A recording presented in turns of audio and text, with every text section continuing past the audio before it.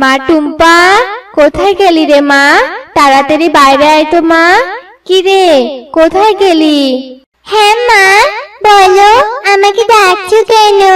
ও বুঝেছি, nail polish বিক্রি করতে যাচ্ছ বুঝি। তুমি একা কেন মা? বাবা কোথায়? বাবা আজকে নেল পালিশ বিক্রি করতে যাবে না? হ্যাঁ রে মা, তোর বাবাও যাবে। তোর বাবার আজকে খেতে দেরি হয়েছে তো তাই। শোন মা, তুই বাড়িতেই থাকবি কিন্তু। আর শোন, খেলতে গেলেও কারোর সাথে ঝগড়া করবি না। হয়েছে মা হয়েছে, তোমাকে এখন এত ভাবতে হবে না। তুমি যাও তো, আমি বাড়িতেই থাকবো। টুম্পার সাথে কথা বলে টুনি নেল পালিশ বিক্রি করতে যায়। নেল পালিশ নেবেন? নেল পালিশ, সুন্দর সুন্দর নেল পালিশ। নেল পালিশ নেবেন? Nail polish. টুনি বোন, এদিকে এসো গো। তা তুমি আজ একা এসেছো কেন? টোনা দাদা কোথায় গো? টোনা আসবে গো, একটু পরেই আসবে। ও আচ্ছা।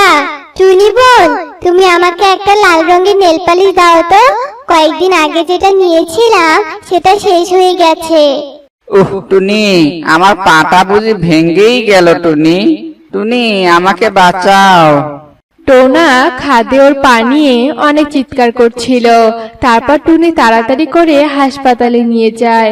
তখন পেঁচা ডাক্তার টোনাকে দেখে বলে, টুনি, টোনা ওর পায়ে মারাত্মক আঘাত পেয়েছে, তাই টোনা এখন ওর পা নিয়ে হাঁটতে পারবে না।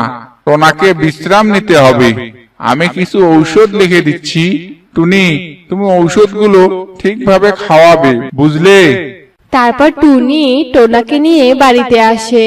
আর টুম্পা ওর বাবাকে এই অবস্থা দেখে বলে, মা, ও মা, বাবার এই অবস্থা হলো কি করে মা? বাবার পা ভেঙে গেল কি করে? তোর বাবা খাদে পড়ে গিয়েছিল রে মা, তাই তোর বাবার পা ভেঙে গেছে। তুই চিন্তা করিস না মা, তোর বাবা বিশ্রাম নিলেই ঠিক হয়ে যাবে। কিন্তু মা, বাবা তো অসুস্থ হয়ে পড়ে থাকবে।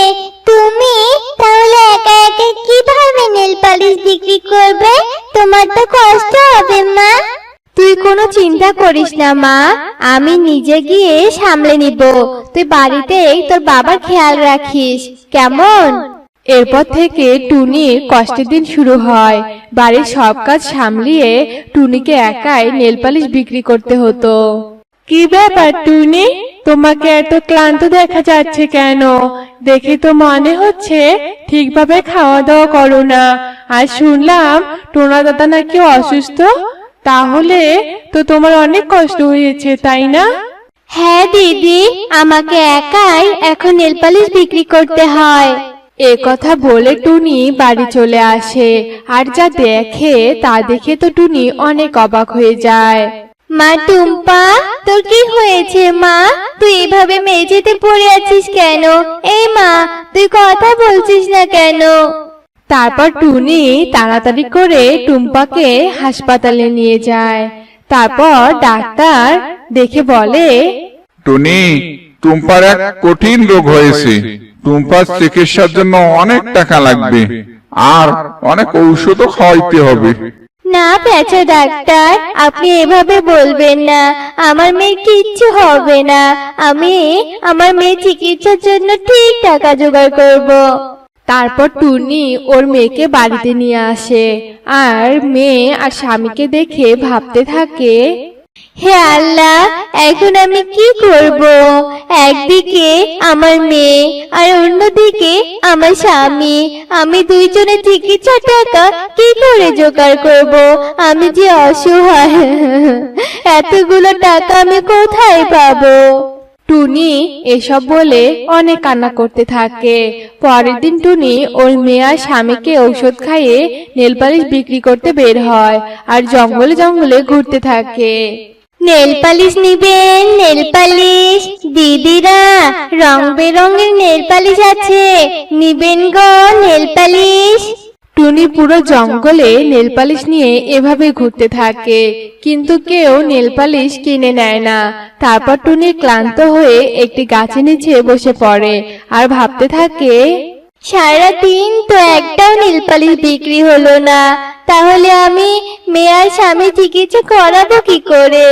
হে আল্লাহ, তুমি আমাকে পথ দেখাও, আমি কি করে মেয়ে চিকিৎসা করাবো? টুনি যখন এসব বলে কান্না করছিল, এরপর সে পাশে পানি পানি বলার আওয়াজ শুনতে পায়। কি ব্যাপার, এই জঙ্গলে এভাবে কে চিৎকার করছে? আশেপাশে গিয়ে দেখি তো একবার, কে পানি চাইছে। এরপর টুনি আশেপাশে খুঁজতে থাকে। অবশেষে টুনি ঈগল পাখিকে একটা গাছের নিচে পড়ে থাকতে দেখে। পানি খাবো, পানি খাবো, কেউ একটু আমাকে পানি দেবে? এ মা, এনাকে দেখে তো অনেক তৃষ্ণার্ত মনে হচ্ছে, আমি বরং এনাকে পানি খাওয়াই। তারপর টুনি পাশের জঙ্গল থেকে পানি নিয়ে আসে আর ঈগলকে খাওয়ায়, আর কিছু পানি ঈগলের মুখে ছিটাতেই ঈগলের জ্ঞান ফিরে আসে। তোমাকে অনেক ধন্যবাদ, তুমি আমাকে পানি খাইয়ে আমার জীবন বাঁচালে। আমি তোমার কাছে সারা জীবনের জন্য কৃতজ্ঞ থাকবো। কিন্তু তোমার মন খারাপ লাগছে কেন? কি হয়েছে তোমার? তারপর টুনি ঈগলকে সব কথা খুলে বলে, আর সবটা শুনে ঈগল বলে, আসলে টুনি, আমি একজন বড় ব্যবসায়ী, তাই আমার অনেকগুলো নেল পালিশ দরকার হয়। তাই তুমি যদি আমাকে রোজ রোজ অনেকগুলো নেল পালিশ এনে দিতে পারো, তাহলে আমি তোমাকে মোটা অঙ্কের অনেকগুলো টাকা দিব। ঈগলের কথা শুনে টুনি অনেক খুশি হয়, আর ঈগলের দোকানের ঠিকানা নিয়ে টুনি বাড়িতে চলে আসে। মা, তোমার আজকে বাড়িতে ফিরতে দেরি হলো কেন মা? তারপর টুনি টুম্পাকে আর টোনাকে সবটা খুলে বলে, আর সবটা শুনে ওরাও অনেক খুশি হয়। মা টুম্পা, এখন আমাকে অনেক পরিশ্রমী হতে হবে মা, আমাকে অনেক নেল পালিশ তৈরি করতে হবে, ঈগলের দোকানে পাঠাতে হবে, তবেই আমি তোদের চিকিৎসা করাতে পারবো রে মা।